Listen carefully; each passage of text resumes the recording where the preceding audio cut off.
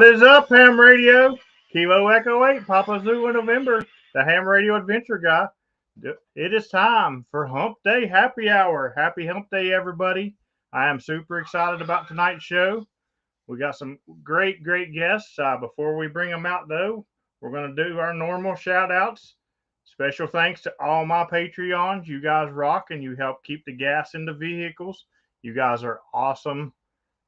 And also, we want to thank this quarter's top donators, top 10 right here. A lot of shuffling going on again. A lot of people that was on last week is not on this week, and people moving up. So I appreciate you guys. Special shout out to Bruce, David Davenport, and William Collins, because you guys donated at a non-stream time, so I didn't give you shout outs. So thank you very much. And also shout out to my technician who will be in the back tonight running things. Hayden, I appreciate you very much. All right, guys. We're going to talk some Pota, and we're going to talk Pota with a family that hunts me all the time. And I'm going to go ahead and bring these guys out. What is going on, guys? Hello, James. All right, we got Andrew, we got Blake, and we got Ryan. And if you haven't heard them hunt me, you're not into pile-up enough, because they are loyal hunters. How you guys doing tonight? We're doing well. Doing fantastic. Glad to be with you. Awesome. I feel like you guys are part of my family, and I know you so well, because you're one of those special groups that I can now hear the tone in y'all's voice, and I can pick you guys out. I know who's out there, and I love when I get that way with hunters. And I'm sure you guys love it because it's easier to break the pile-ups. It helps out a lot because you have some big pile-ups every time. I'll tell you what, man, it's crazy. Just like this evening's activation, it wasn't that big of a pile-up, but I mean, I literally hit spot, and it wasn't a millisecond. I had 3 people calling me, and I'm like, how did they get there so fast? like it's like somebody's staring at the screen, like he's coming. I feel it. All right, but before we talk Pota, which is what we want to talk about, of course, won't you guys tell me a little bit about how you guys got started in ham radio? All right, I guess this is going to start with me, because when I was about their age, I was introduced to amateur radio, and so much so that the introduction went to, I ended up studying, and I passed the written on the novice, but I did not pass the CW at that point. And I just ended up getting busy with life, felt a little defeated with the cassette tape trying to learn CW, and I was playing high school sports and just busy with other things in life. So let it go. And then you fast forward to 2018, and we made it up to the Experimental Aircraft Association, EAA, in Oshkosh, Wisconsin. And we were with the boys, and we were in their kid venture area, which is just the greatest area to take kids with all the different activities that they were able to partake in and enjoy. And as we were coming out of one of the buildings or getting ready to go into one of them, all of a sudden we saw this old wooden building, and curiosity had me, and I walked in there, and it was an old ham shack. And the equipment of after decades was impressive, but what really got me excited is when I saw all the paper logs and just reading some of the QSOs that had taken place, and I'm like, oh, I know what this is. I remember this. And it just lit a little fire in me, and got bit by the bug again. And I did the best that I could at that moment to try to explain to the boys what I was seeing and what it was. And one of the many great blessings for us is I get to be homeschool dad, and I have the 2 best students any teacher could have. And after being there, I told the boys, I said, hey, when we get home, we're going to fest, because again, I remember that from when I was trying to enter it at that 15, 16-year-old time frame. And found Fest, went down to Huntsville, and ended up meeting Carol Perry as we were in the kid area for where they were building projects.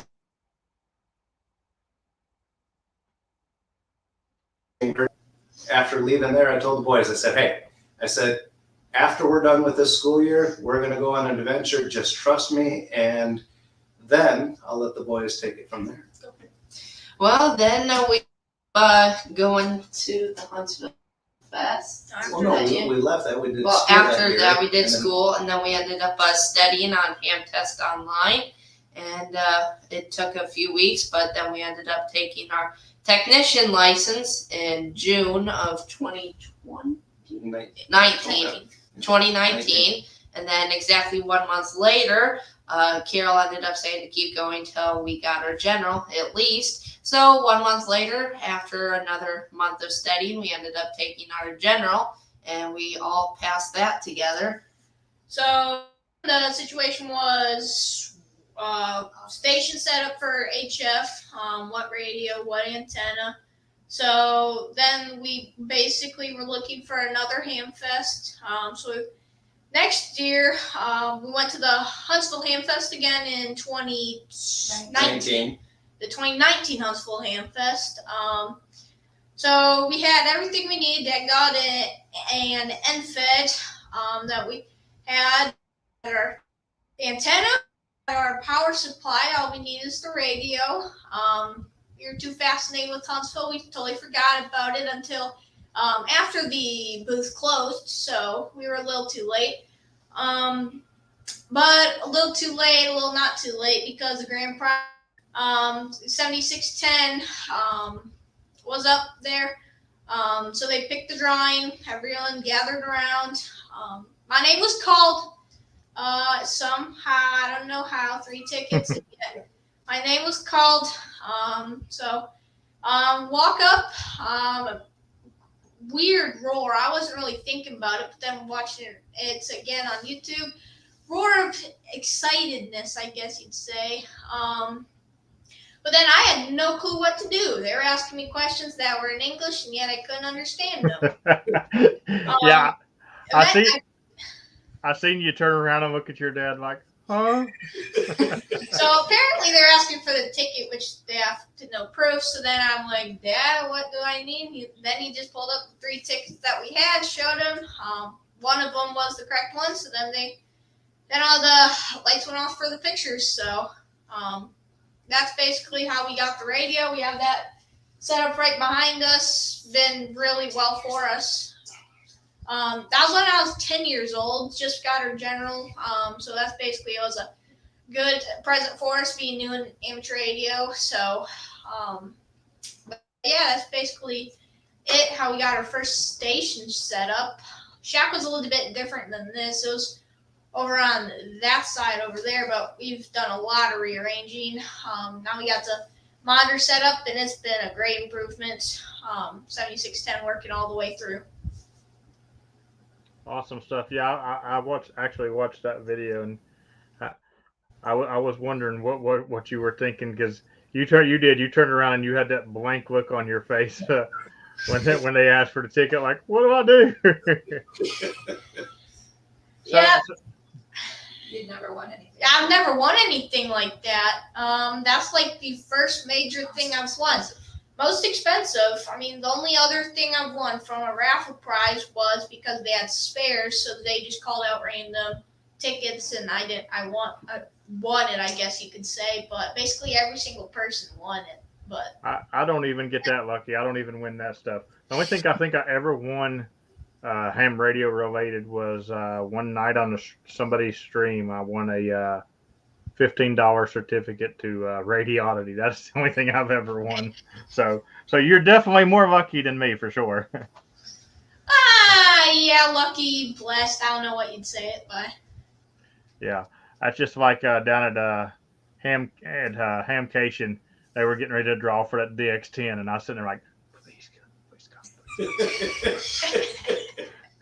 But there was people that bought so many extra tickets, where they sell the extra tickets. I swear to God, this one guy because they were sitting there and they calling all this stuff, that people hadn't claimed. Because if you hadn't claimed it, they were at the end of the weekend they were giving it out, and they were calling all this stuff. And while I was sitting there, that guy probably won 5 or 6 times, and I was like, "How many tickets do you have?" I heard where someone always at least buys 200 tickets at Huntsville. Well, if you want a little funny backstory to this, we planned on being gone by about 2:00 because I had this big long list of everything that I needed to purchase, and I did not forget about the radio. It's just I was busy getting everything else, and I think it was Ham Radio Outlet, Giga Parts, whoever it was that had the booth there, that has the store in town in Huntsville. I knew where to go on the way out to pick up the 7300. That's what we were looking for. And the day just ended up going on much longer. It took a lot more time to get everything that I needed. And so we were on our way out. We were going to leave. And I'm like, well, they're about to have the grand prize. We might as well stay and watch this. So we positioned ourselves right by the door so we could jet after someone won the radio. And before that, I went over to the booth and I walked in. I'm like, hi, I'm here to purchase 7300. And they're like, we don't have any here. And I'm like, what do you mean you don't have any here? And they're like, well, yeah, the truck, the driver, he made his last delivery and we don't have that radio here right now. And I'm like, okay. And so we were then standing to watch the grand prize. And while it was taking place, I just said to my wife, I'm like, well, the only thing we're missing is the radio. I said, maybe God intended for that to be our radio. Evidently he did. Yes. Evidently he did. So that's awesome. So this question's kind of for Andrew because I try to, people ask me all the time, what's the best way to study to get your license and this, that, and the other. But I want to know, how did you get 2 kids that young to sit down and study for a ham radio test? What was your method with this? Because I'm interested in this. Well, with these 2, it was just a lot of my lifelong love and dedication to them. And I would like to say it's a lot of trust that they had in me. I've been teaching them, homeschooling them for years. And so I've been leading them through. And, we also do sports, baseball. And so I've helped coach them through the years. And I just said, guys, just trust me on this. And they did. And I'll tell you, the greatest part of this is they initially ended up following me, but there's no way I would be an extra class operator if it wasn't for them, because I had the 2 best study partners in the world. And I'm telling you, I was at baseball games. I was at home. I had the books out. I was reading. I was studying. I was watching videos. I was trying to do everything I could to try and understand it. And they were just amazing. They're like, Dad, well, think of it this way. Think of it that way. And then they would always quiz me and test me when we were driving, when we were sitting. It didn't matter what. They like knew the questions and the answers and all the different ways of being able to bring understanding to it. So I was blessed to have them to carry me along. That's awesome. And I'll tell you, boys, you guys probably went into that extra test knowing a lot more than I knew when I took mine, because I'll tell you what I did with all my tests, because all my radio knowledge I've learned from using the radio since I've become an operator.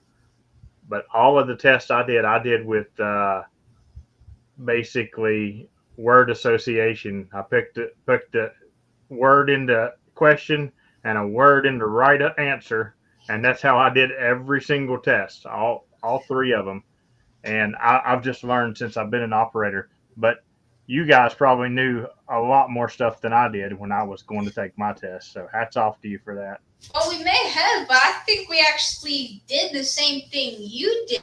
We we didn't know much back then. We didn't even know what he said when he said, let's become to get your amateur license. We didn't even know what he was talking about. We just trusted him.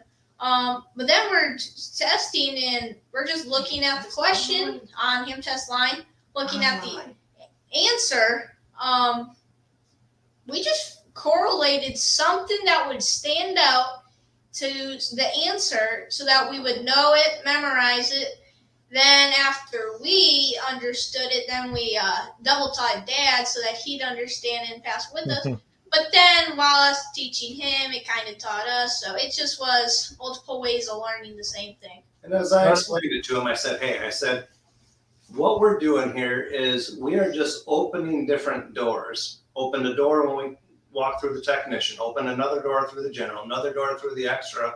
And from the teaching side of it, what they didn't get, but I already had the vision of, is I knew the age that they were at, and I knew my window before they ended up becoming teenagers. And I just seized on it to be able to have that time with them for the journey of us doing this together. But then also, I know the value that amateur radio has when it comes to STEM. And I really wanted to get that captured in part of our life. So as these doors open by us passing the tests, that then the richness of the learning was able to follow from it. And then the beauty of that is not only have we started all the learning, but we've been able to meet absolutely fantastic, wonderful people that we're just grateful to know to this day. Absolutely. Because like the test, like I said, I did word association, and I got done with the test, and I couldn't have told you, what any of that stuff meant. But since then, now, like, I'm always studying different things in ham radio, and like really trying to learn, different stuff, and because now you're interested in it, because you've been out there and you've been on the radio, and you want to figure out how everything works, and you get interested. So exactly. John Whiskey 8 Juliet Echo Sierra said all three of you guys are in his log. So you guys have definitely got around. So all right, this is one of my favorite questions since there's three of you. Of course, Pota's not a competition. So as my eyes roll. But do you guys ever get a little competitive with each other, trying to outdo each other? Well, I'm just going to just say little is a far, far understatement. It's practically in everything we do. In a way, it's a competition to see who gets you first when you're activating. We're always trying to make some sort of way so that we can be fair in who goes first to contact you, or else we're both going to be transmitting at the same time and you wouldn't know which to say. Well, now, I don't know that you guys are fair with that, because I tell you, I always hear a Mr. Yankee come out first. Yep. Always. I don't know. I kind of get confused when I hear whiskey come out. I'm like, wait, did I forget the log? Did I forget to log him? Well, it's funny because sometimes one of us calls when you called whoever called, say I called. You may call Blake's name, so he's standing my next, and he just says QSL and passes it on to me. Though I called you, we just make it go quick, so you haven't known that. But whichever one you say, we're there and ready to get you.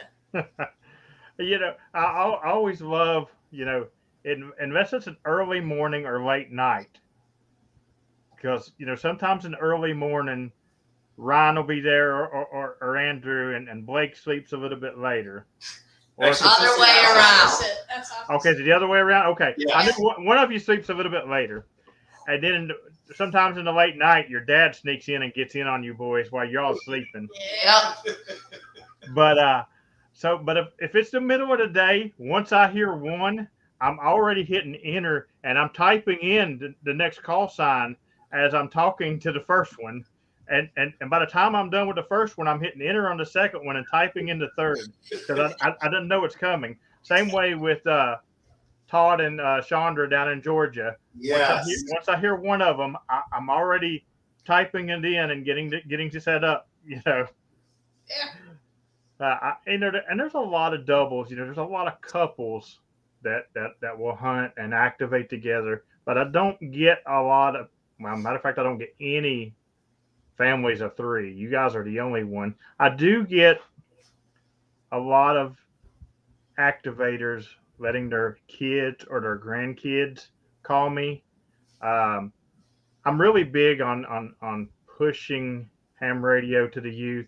I don't know if you guys have ever been in a pileup when I hear a youth or something. I shut down the pileup and I talk to them, and Mhm. I give them a conversation, and I try to get them interested, and I really enjoy that. So my question to you two boys is, what is something people need to tell other youths and stuff to get them interested in ham radio? You first. Well, I'd say the way that we became interested is he kind of related ham radio to how we do our lives. Like, I don't know how exactly, but he kind of correlated that we can to continue competing for us bragging rights, really. If we get our license, then we can compete even more. And for us, that's a lot of our life, competing against each other.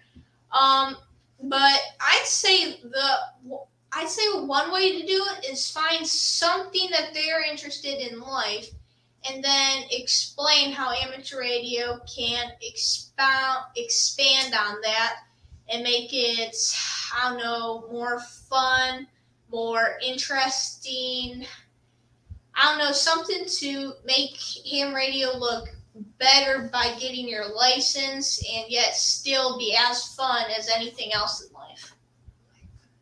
I agree with Ryan. The competition as well for brothers or sisters or whoever is a very cool thing to do. It's a lot of fun and all the different aspects of ham radio. There's so many options and there are so many different people with different things that they want to do, and there's so much to choose from for the kids who like doing electronic or digital or building some of the kits. That's a lot of fun. To the people who just like thinking of being able to, oh, I contacted someone all the way across the world from me. In fact, you could probably just mention that even thought that a map would label and say you contacted that person on 1 watt CW.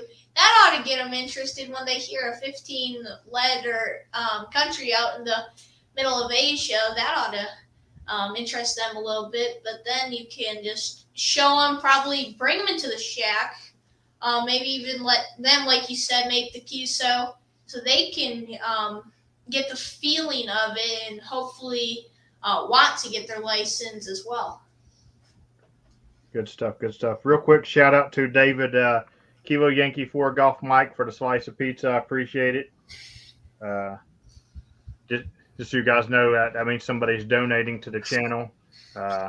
Evidently, other people like to catch me at all these parks because they try to help me out here, and I appreciate it so much because I drive a V8 and I get about 12 miles to the gallon, and you boys of all people know how much traveling I do because you've hunted me a lot of different places. Matter of fact, you hunted me in Florida, and you guys remoted in. You guys want to talk a little bit about the remote station that you guys use and how other youths can use this stuff? Well, we use a remote station called RHR, Remote Ham Radio. We ended up finding it through, I believe it was Yacht. Yeah. We found it through Yacht, our Youth Amateur Communications ham team that we're a part of. So we meet on Echolink on Saturday nights and Tuesday nights as well. Our net control operator, Ed, KG8CX, is also listening. He's been in the chat as well. So hi, Ed. But he leads our nets, and we are able to talk a little bit about what's going on throughout with other youth around the world on Saturdays on Echolink. But it's very nice. There are a lot of nice stations that people don't have donated to let other people use for the youth. Youth only.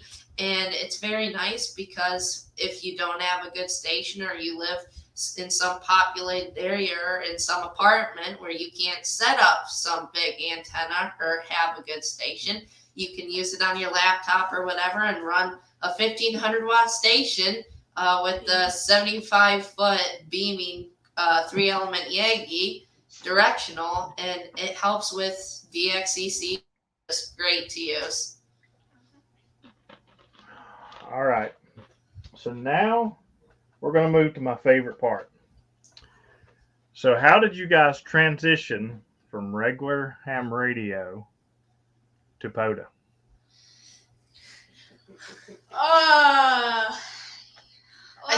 It started off as just before we even learned about the website and all the spotting and learned more about it. It was just when we were making our contacts, and either a park would find us calling CQ as they were trying to go to their frequency or hunt some other Potas. And it's funny, early when we were doing Pota, when we were calling CQ, a guy said that he was working a Pota K whatever. Foolish to me, I didn't even know what Pota was. I didn't put down the park number. I just typed in Pota. So I have a state. I don't know what K it is. That'd be nice to know. Hopefully it's on the Pota stat. But then eventually I actually started putting down the numbers. So then recently I just typed those numbers in to see what they were. Typed what they were in my M3FJP log. But Pota, we really didn't know much about it. We didn't know much about it until we actually got made a good 15 QSOs. Then we decided to figure it out, looked up the web page, and then basically the first thing we did, was create a profile. And right after we did that, that's I think when we started working Pota after Pota. That's when we got very into doing Pota and the competition with the contacts and the awards and the activations and the cool parks that you can get, that sometimes like the ones that we've been to and visited and got stamped in our national park book, and we get to contact them from our station, and it's just really cool. Yeah, and then and then working, I think the same operator, looking at them, seeing the same operator respot over and over. James, you were the second person that we have made multiple contacts with. The first was from Minnesota, Whiskey Zero Yankee Echo Sierra. We thought making, 28, 30 with him was incredible. Then I think it takes us, you're activating a heck of a lot every single day. I think it took us 3 weeks, and we're like, 30's nothing. Now we're up to Now we're up to 200 with you, and I'd say a year, I would say. But then it basically makes 30 look small in its big amount. But I think that's basically it. But, just like you, it was really fun, and Pat really added a new layer of enjoyment for Pota for us, because he, like you, when you paused when the youth came in there, he was always so friendly and so nice to the three of us, and especially when the boys got on there. And, as a dad, I have so much joy when I watch them operate. Whether it be Yoda month, when they're here, when I see that they have some spare time and they're running RHR, whatever the case is, just being able to watch them and all the wonderful people that are so nice to them. And so it just adds to the enjoyment of not only operate, but listening to how nice people speak to them and are so great to them. It's such a joy. And it's funny because I can remember when you guys first started contacting me, I would take time and talk a little bit more to you. And now I don't know if it's a compliment or not, but you guys are experienced hunters now. Now you get the I'm in my zone. This is what you get. A lot of people, they'll be like, you don't sound like you're having fun, or you sound like you're just straightforward, like you're reading off a script. And I'm like, listen. I have had several people talk to me about like late shifts. They're like, dude, you'll have 200 people over here hunting you, and we'll go to another station and we'll hear crickets. And I know they don't hear crickets, I mean, I've went and hunted some of the other stations. I'm like, where's everybody at? Mhm. You know, and I think a lot of that is because people know they're going to get me. They know I've got a good signal. Mhm. They know that I'm going to work every last one of you. I don't care if, unless it's a specific thing, I'm doing a rove. And even then, unless I'm really stretched for time, I'm going to work every single buddy. But, I might, as soon as it stops for a second, say, last call, but normally when I say last call, that's the worst thing in the world because here comes 30, it'll totally stop.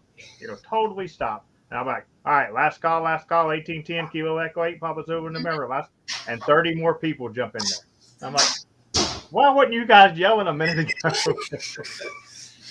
But last call is words to kill me. I always know that my activation is almost over when Kilo 2 Alpha November contacts me because I really think that Jeff waits till I say last call and then gets it in there. But I know that's truly a last call almost because I very seldom get very many people after him. So I'm like, good, I get to leave now. Well, I will say as a hunter, there is a level of excitement that we get trying to make that QSO with you because your pileups are insane. And, here we all transmit and we're like, all right, out of that mess, what is James actually able to hear and who can he pull out? So, whether it be the excitement of that or the intrigue, or for us, the competition and others that like the competition of it, it's just fun. So do you guys ever get that rush like, how quick can I break the pileup? How quick can I get my name called? Because some people like they just thrive on that. I know like Joseph, November 3 X-ray Lima Sierra. That guy is a sniper. He knows exactly when to throw his call. I mean, he has it precise to where he'll get through, and he'll wait, he'll listen and listen, then bam, straight through, and he's got it. But I mean, then there's people like I just rely on the 7610 and the Eagle One to do the work. Listen, I'll tell you what. When you guys I can tell when you guys are on your infed or when you're on Eagle One because Eagle One to Eagle One, people laugh at me, but it sounds so good. Eagle One to Eagle One sounds so. I don't know what it is, but I'm like, man, that sounds great. Well, we absolutely love this Eagle One, and so grateful for Tristan. And it changed our station because being in town with the HOA, we had the NFED up, and we've been happy to have it so that we've been on the air. But being able to sneak the Eagle One in tight to the house and having the trees hide it from the neighbors and such, our capabilities and the QSOs that we're making. Like I said earlier, when you were in Florida with the NFED, we just can't get Florida well with the NFED. Got the Eagle One here, and now, hey, Texas is back, Florida's back, hitting across to, far Asia, Europe. It's just fun. After the boys go to bed, I always go to DXE, see what's on 40 meters, and say, I can actually use the station and have fun and make some DX contacts. Excellent. I'm really glad it's working out for you. People say all the time, they're like, you really push that antenna. I'm like, because it's really worked for me, and that's something that if something really works for me, I'm going to tell people about it. And I've been doing that since the day that I got that antenna when it was made in Ohio. That before it was made in my home county. Yes, now it's made in my home county, but I'm the one who's pushed that antenna since the get-go, and I'm going to continue to push it because it just works. The thing works, and there's people say, "Well, what balun do you use? What onion do you use?" Nothing. It's just that Eagle One Black Voodoo magic. That's all it is. I don't know how. We understand what you're talking about. I don't know what to tell you why this thing works. I've had people. Well, how do you ground it? I'm like, I'll take the clamp and I hook it to underneath my car. They're like, can you send me a picture? Yeah, but it's just going to show you what I just told you, you know. So I don't know, but it's just something. I have you beat on that one because when I share this with people, they're like, "So what's your radio bed like?" What radio bed? I said, "This thing is just bulletproof. It's fantastic. Fence post, street post, antenna, boom, we're golden." So it just works. You boys are both into sports. Actually, I believe it was Ryan actually played in the Little League World Series, correct? Correct. Last year, 2021, I think it was since June or July, one of those two through August, was it? End of August, all through Little League Baseball. Made it past districts, through states, past regional, all the way to Williamsport. We went 0-2, but it was a great journey. 0-2 in Williamsport. We won district, state, regional, so it was a great experience overall. I had my VHF portable with me. Didn't use it much because I mostly spending time with my friends. Probably would have used it, but we just didn't think about putting in the local repeater because I would have been calling KW from Williamsport, Pennsylvania in the Little League World Series dormitories. That would have been funny to call, but that was just a fun experience. First amateur radio operator in the Little League World Series. I think that is 99.9% confirmed. There isn't anything that is said to not confirm it. So then a funny story is when we were doing interviews as to like background of players, of course we put in amateur radio. They didn't understand what it meant, so they probably had to look it up. They figured it out, and the way they pronounced it was that me, my dad, and my brother built our own radios and stations, handmade, and we build them ourselves. Every single ham does it themselves, and create stations that can talk all the way around the world. It's true, but for us, it's a little different because back then, I don't know how they did it. It's some technical thing. They probably took old whisks or something, turned it into an antenna, and contacted Japan. Us, we just go to local websites, Gigapart, stuff like that, click order, and we have our setup. So I'm not saying we don't build it, but other people build it. So yes, I guess you can say people build their own stations.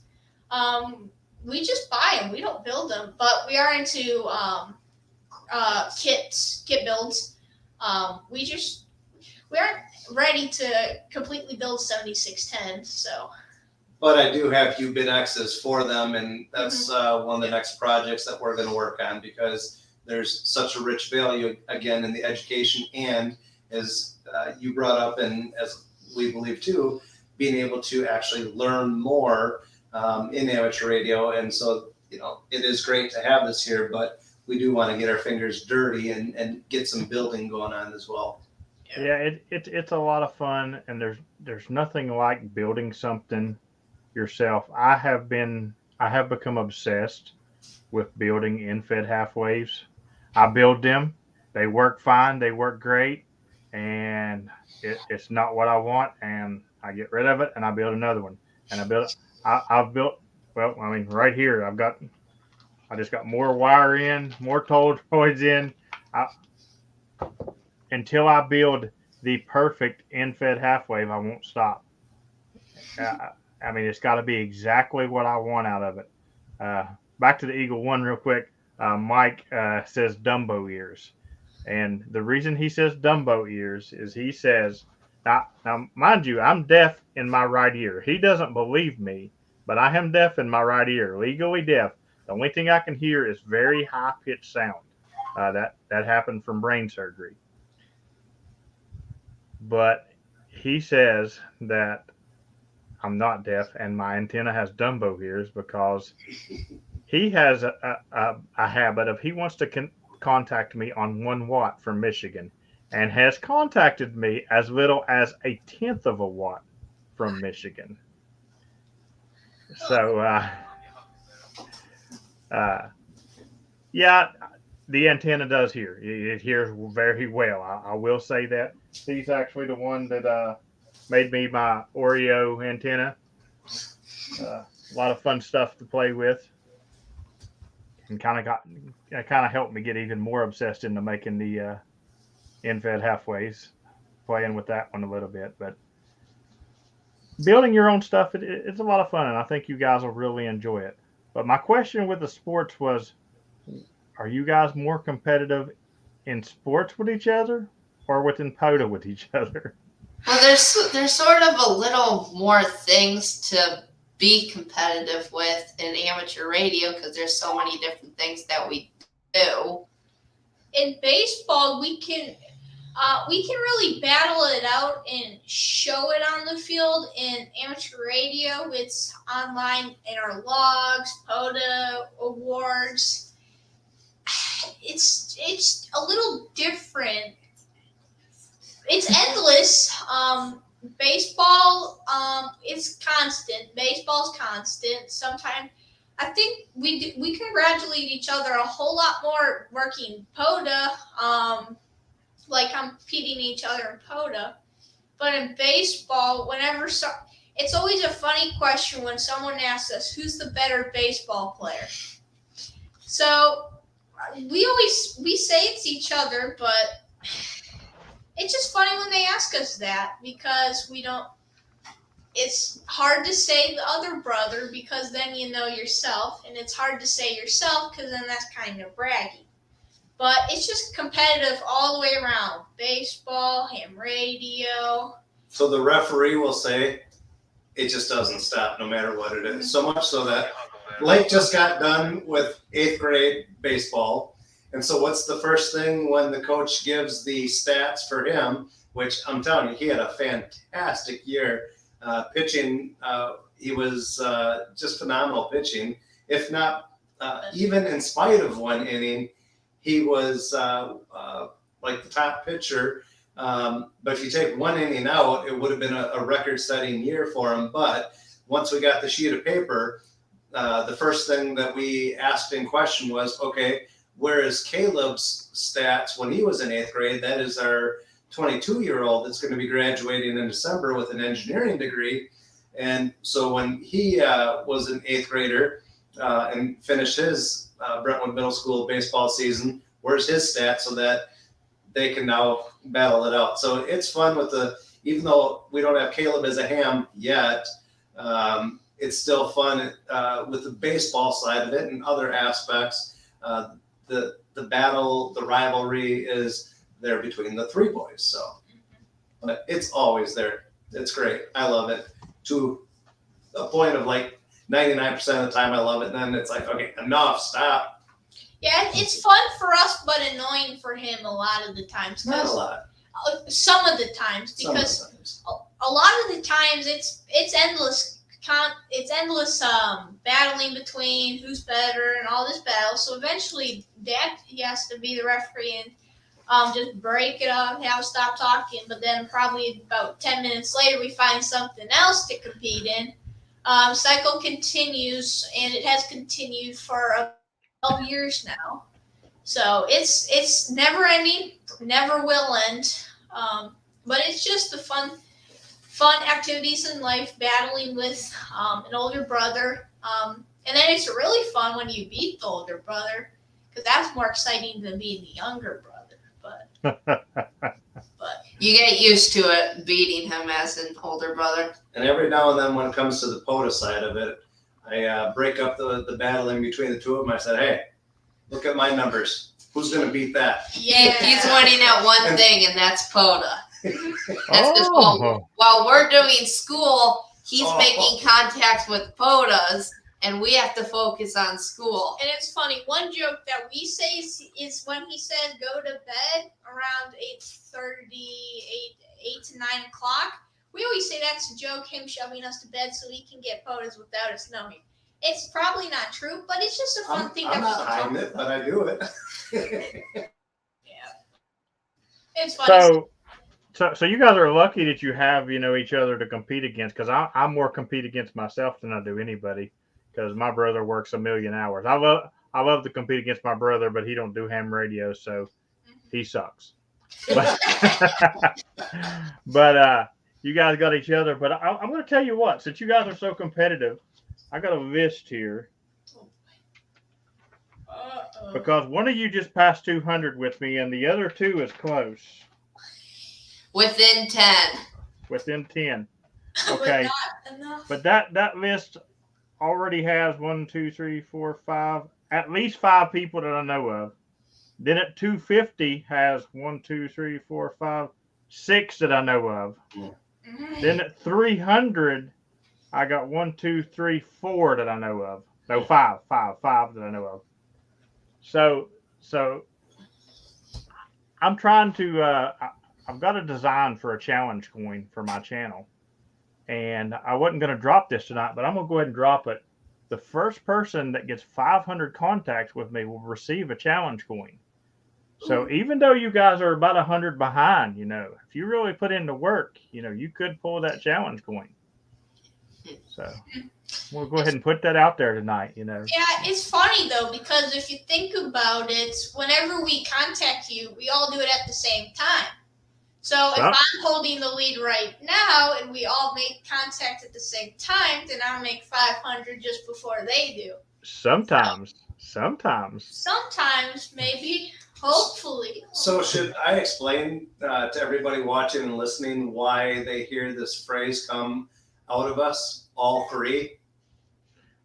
Hey, sure, go ahead.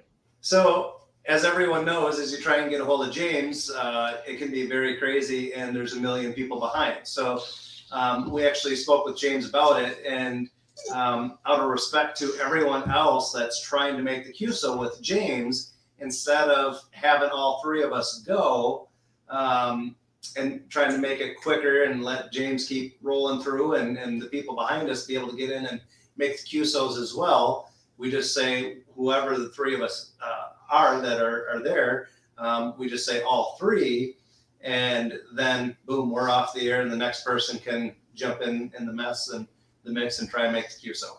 But now sometimes they're not all three there, and they won't say all three, because that's how I do get separate ones in the log. That does change it up. Mm-hmm. So that's going to really change a whole lot now, because baseball is starting back up. Yeah. I don't know. I haven't looked at the schedule, but I would say, I don't know. I don't think there's going to be more than 2 weekends where one of us isn't gone. Most of those, both of us will be gone for the weekends. But it's going to be very interesting with baseball, practice, activities like that. Because sometimes we'll be at the house. Who knows? We may even bring our laptop if it's a long trip, and maybe we'll get your remote. Who knows? We'll see. But some way or another, we're going to find a way to get you, because we always look for you 15 minutes before late shifts, 15 minutes or after late shifts, see if you're still on, and always when we get back home, see if James is on. That's always the first thing that we do. Well, listen, you're not the only one. I'm going to Kilo Golf 2, Charlie Victor, Alpha Bravo 8, Lima, Yeah. November 3, X-Ray Lima Sierra, Whiskey 9, Victor Romeo. All these guys are over 300 contacts. So they spend their time hunting James too. Don't think you're the only ones that does it. Yeah, we also have school and baseball and everything else that we do as well. And I don't know your log, but would we have the record for 200 QSOs in 1 year of contacting? 1 year of contacting you, because we've been operators we've been generals for 3 years, so HF 3 years. We've been making QSOs with you for over a year, and we're already at 200. So I don't know if that's the quickest 200, but if we keep it on schedule, hopefully we'll pass 300 by the end of the year, maybe even 400. I'm sure you will. I'm sure you. Well, listen, you guys are at 200 right now. If I figure you'll be closer to 400 by the end of the year for sure. At least. It's as but, many activations as you do when we wake up and you're in Kentucky and then you're everywhere. Because I'm not slowing down. I'll go ahead and tell you, I'm not slowing down. I will have more QSOs than anybody in the world this year, and that's just end of the story. Yeah. Parks on the Air activators, not anybody in the world, period. You'll be the number one on the activator QSOs. Yeah, because what I've seen in, like, I think it's 171 days, the Italian WRTC events, what I saw on their QRZ pages, they've already made over 1 million QSOs in half a year. Yeah. So much so that I think they had to pause the event because they made so many QSOs. Yeah, that's a different world right there. Oh, yeah. I don't have that kind of hunters, but I will tell you what, my hunters are the most loyal hunters. That's one thing I can say. I would do anything for my hunters because they would do anything for me. If I'm going to activate on 7,200 and let some people try to run me off, I'm going to have at least 60, 100 hunters sitting right there all night with me just to make sure that I get it done. And I will get it done. So I'll never forget that night. Listen, I heard some of the craziest stuff on the radio that night. But, in all honesty, the bands were full. And I knew I was in for it if I tried it. But it was free. And I called 10 times. I normally will call 3 times as this frequency in use. I called 10 times just because of the 72. Nothing. I got out like 10 contacts, and here they come. Hey guys, this is a brother in Christ. What is the website? That's bad.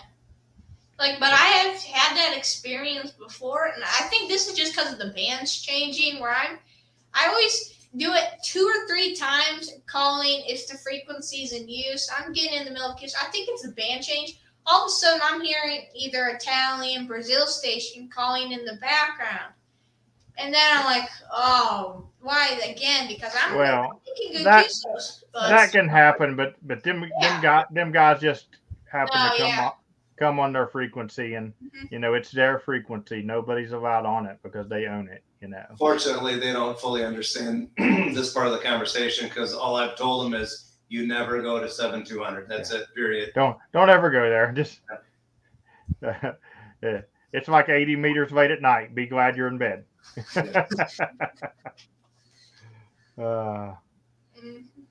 Thank you, Greg. Sometimes I feel like a machine because I don't sleep enough. Sometimes it's when I do the really, really late shift and then the really, really early shift the next morning. Sometimes it's rough. I have did all night rooms before. You boys wouldn't know nothing about that because you were in bed. But I went one weekend on a Friday night. I left here, I don't know, 6:30ish in the evening, and my first activation was like 9:30 out at the western end of Kentucky, and I went through the western end of Kentucky, up into Indiana, all the way across Ohio, into Pennsylvania, back down through West Virginia. Wow. It was an all-night rove. That's a long night. Yeah. And that's all in preparing for a competition that is going to be a year from July. Oh, and that's when I go after Justin and them for the most Parks Rove on Plaque weekend. Justin is also a machine. He doesn't activate like me, but he's a map coordinator and he knows how to lay out everything. He is the Florida map coordinator. He knows where all the parks are, how they're laid out, and he's a beast. He did 53 parks last year on Support Your Parks Plaque weekend. Wow. That's 53. impressive. Yeah. I think I only did like 30. Of course, it was a really rainy weekend, and I was here in West Virginia. But I'll be going after it this year. I got a different goal that I'm going after for Plaque Weekend, but I do plan on one year going for it, and that'll probably be next year. So I'll be going all night like that for 2 days. Yeah, well, hopefully one of these times making QSOs with you, whether it be that weekend or not. Hopefully one of these times, and soon it'll be a park to park. But I'm sure it will. Well, I'll tell you what. What part of Tennessee are you guys from? Nashville. Nashville. All right. So I will set when I do my meet and greet in Tennessee. I will try to make it near Nashville, so you guys can come out and, if nothing else, do an activation with me. Well, if you're going to get that close, you have to come over so we can have a picture of you with our station. Yeah. Fair enough. I've came through Tennessee a couple of times, but normally they're really quick roads as I'm just sort of dipping into Tennessee and sort of out.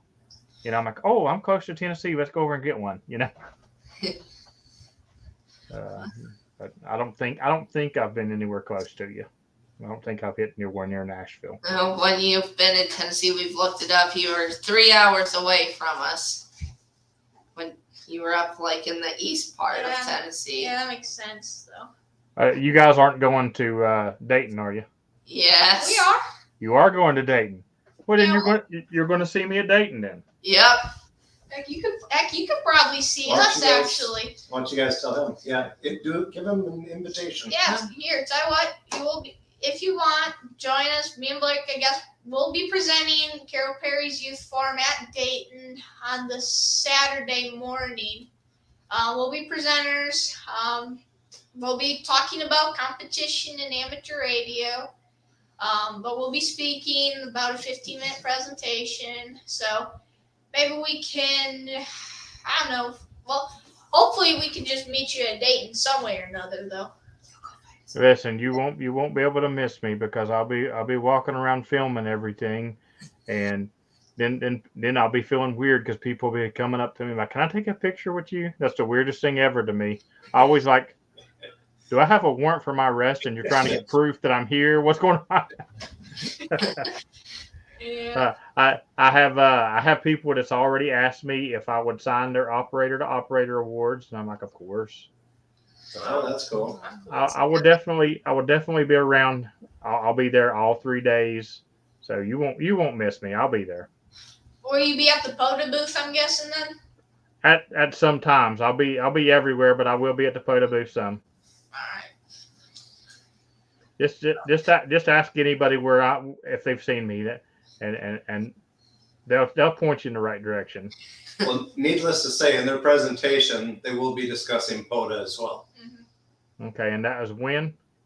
Saturday morning. All right, Andrew, you text me and remind me when it's close, and I'll try to make that. Yes, sir. Okay, so we're getting close to the end here. Really quick, what's your favorite? We're sort of lightning round here. What's your favorite Pota award you've got so far? I've got to say I worked all states because Alaska and Hawaii were very annoying trying to get. But then, luckily, we have remote, so then we were able to get them. But for me, regardless of Alaska and Hawaii, I have to say Vermont Potas, that was probably by far most annoying. Vermont anything, really. But Vermont Pota specifically, that's probably I don't know. Maybe it's even harder to get Vermont. I don't know if it was bad luck. It was hard to get Vermont over Alaska. He had Alaska and Hawaii before he had Vermont. Listen, you're lucky you're not in the Patreon after chat right now because I would throw you out. Do you know how hard I've worked trying to get Alaska and Hawaii? Yeah, I think we've gotten around, in total, both states, probably around 5 parks combined. Almost working on a repeat offender for Alaska. Joseph Collins, if you're there, he's already commented. If you're in a chat, Joseph Collins, you're not allowed in after chat tonight. I don't even like you. Wow. So Blake, you answer the question. Oh, well, my favorite award besides definitely the work those states was fun, but late shift has also been fun, and the operator to operator awards, I definitely enjoy getting those as well. So if there was an award for being hunted by all states, I would have it. Yeah. Oh, Well, no, you know what? I don't know. I don't think I've got Hawaii hunted. I've got the AARL worked all states, but I do not have a POTA worked all states. But I think I've got every state but Hawaii that's hunted me. Alaska's hunted me like 13 times, but I can't hear them when they activate for nothing. Huh. they should But create normally when they're activating, I'm home and I'm using a dipole, not my Eagle One. But I have pulled over and shot the Eagle One up in the air and tried to get Alaska before and still not hurt him. And Joseph Collins that's in the chat will set on our after chat, and Alaska will be activating, and he'll contact. Now he's from California, so it's easy for him. But Yeah, I think that's how we got ours because one of the remote stations was a California, I think California 500-watt beam. I think that's how we got Alaska and It was 100 Hawaii. watts. But it was West Coast station that we were able to get them by. So whenever we see them, we always try to get them. It's a lot quicker than driving all the way down to California. I'll answer your question. well, for, go ahead. For me, we did enjoy having the competition of who could do the worked all states first, but because I have these two to contend with, being able to get the 1,000 different parks ahead of the two of them, yeah, I was happy to get that one, and I wanted to get the 300 late shifts and the 1,000 parks before going to Dayton, just so I. He's almost had at that behind 350 for late shift. See, they're on top of it. Yep. We constantly check his. I think some of the times we check him more in the day than ours, but I think I'm around 5 away from 100 late shift. Who knows? Maybe after the interview, I'll see if there's someone on. I don't know. My goal is to get to 600 and 100 for parks before Dayton. We'll see. You know, we have over the 1,000 QSOs with parks, but I guess we've been more on repeat offenders and with everything that you do as well. Wait a minute. What do you guys have at Chief Logan? 30. 30 odd something. Really? Yes. Oh, that. I'm at 31. Yeah, 31. Yeah. Man, you guys are gonna have to step it up. I'm telling you what. Yeah. Other guy who's in his 60s. Yeah, there were two guys the other day.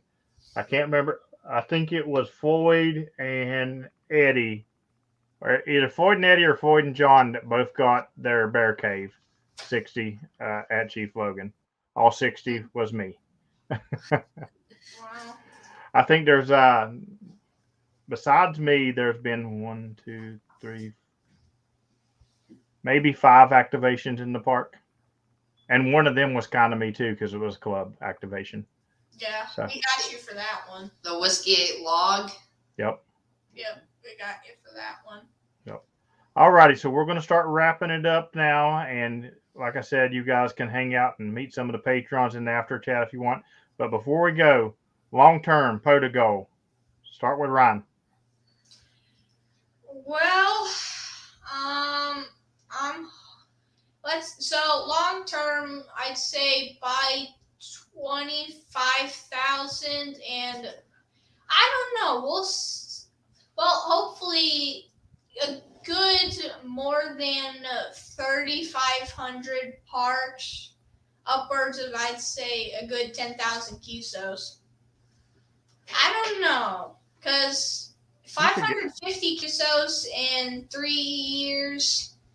I don't know. We'll see, because we'll figure it out. Hopefully as many as we can. I will say the max I want is at least one more than what he gets. So that's at least my goal. My goal is to beat Blake. There you go. It will never happen. He All can right. try. All right, Blake, long-term goal. Long term is to get my kilo at a few parks and activate Well, that's actually going to be hard to activate the 50 states. At least the 48 contingent states. Whatever. Contiguous. And definitely get a long way through all the different parks hunting, and as well as at least 500 late shifts. Good deal. Good deal. I plan on doing all 50 states activating as well. So that's a good goal. All right, Andrew, long-term Pota. It's really simple for me as dad. I just want to be able to rack up as many memories as I can together with them, individually and together, whatever that ends up being. Well, I'm going to tell you, you guys are really lucky to be able to ham radio with your dad. The reason I'm a ham radio operator is because my dad always wanted me to be one. I grew up around ham radio just like you guys, but I never did it. And when he passed away, that's when I went and got my license, and I'd do anything to be able to make a contact with him. So you guys are really lucky. All right, guys, I appreciate everybody watching. Patreons, the link for the After Dark chat is in the Patreon chat and the Discord Patreon chat. So hopefully you guys will come over and check it out and talk to these guys before they got to go. Other than that, you guys got anything to say before you leave? Just thanks for having us on. All right. Great time. Thank you very much. Appreciate it and look forward to seeing you and meeting you in person in Dayton. Thanks everybody for the donations tonight. All donations are going toward the Dayton and DC trip the following weekend. So if Pat goes through with the plan, we're going to try to do DC in a day. So, but that's where that money's going right now. So I appreciate you guys, and we'll catch everybody on the air later. All right, thanks, James.